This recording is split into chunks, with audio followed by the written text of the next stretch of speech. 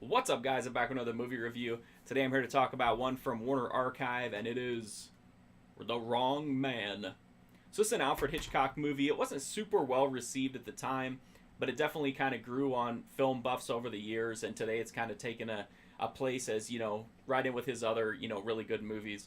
The Wrong Man centers on Henry Fonda. He's playing a guy who's a hardworking musician. He's just trying to make ends meet, take care of his family, but he's running into constant financial problems. His wife has impacted wisdom teeth. He doesn't have the money to get her the medical care that she needs. So the only real opportunity they have to come up with that money is to borrow against her life insurance. So he goes to the bank to do that. The teller kind of gives him like some really weird looks, and later on we find out that she had turned him into the police and that he is now accused of or being investigated for all these different armed robberies across the city. He swears that he's innocent. He seems to have pretty decent alibi, but at the same time, the evidence is really substantial against him. Several eyewitnesses. His handwriting looks the same as the robber's handwriting.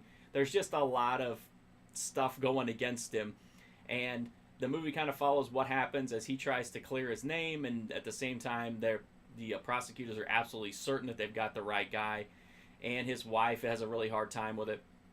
That's the basic crux of the narrative. I really like this movie. I think it's really interesting. The fact that it's based on a true story, it definitely makes it a kind of unique and interesting part of Hitchcock's filmography. Another thing that I really like about this is Vera Miles. She is fantastic here. And even though this is like a grounded, kind of gimmick-free thriller, it's her like descent into like just complete mental disintegration is so strong here. Like she has some just unhinged scenes, but she's able to play them like so tight that they don't come off as like melodramatic or over the top. They're just really intense and believable. That's probably honestly my favorite part of the movie is her performance, and just her like slow descent into madness is just amazing here. Henry Fonda is really good as well. He does a kind of a restrained, subdued kind of acting here, and it's really effective. He's just super emotive here, like just really uses facial expressions and really like subtle mannerisms to really make his performance shine. So I really like the lead performances in this one. I think it's a good story. I think it's interesting too that even though it's a really grounded story, it never feels like just a basic run-of-the-mill thriller. The camera angles are really nice. It's pretty stylish without being like dramatically stylish. I really like it. I don't really understand why people didn't like it at the time, but I guess it was just one of those things.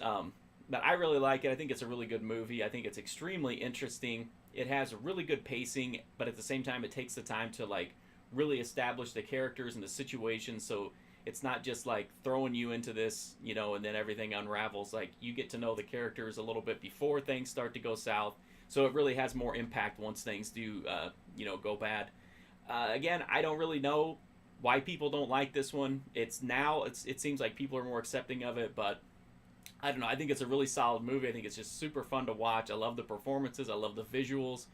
The Blu-ray from Warner Archive. It's got a behind-the-scenes documentary and the original trailer. The transfer on it looks really good, really clean. I didn't have any issues with it. It's black and white. I think the visuals in the movie are really beautiful, and I think this Blu-ray does a good job of bringing them out. I'm not going to say that it looks brand new, but it looks really clean and really clear. Detail is definitely solid. Contrast is spot on. I have no issues with the transfer whatsoever. So in the end, if you like Hitchcock, if you like great thrillers, or if you just like, kind of mysteries that are based on real life, definitely check out the Wrong Man from Warner Archive. I really liked it. I actually just watched it a couple days ago, and I wouldn't mind sitting down to watch it again. So if you want to read my full write-up of The Wrong Man, you can check that out at markfusion.com. I'm also on Instagram, Twitter, Twitch, Patreon if you want exclusive content, videos that are not uploaded here on the main channel.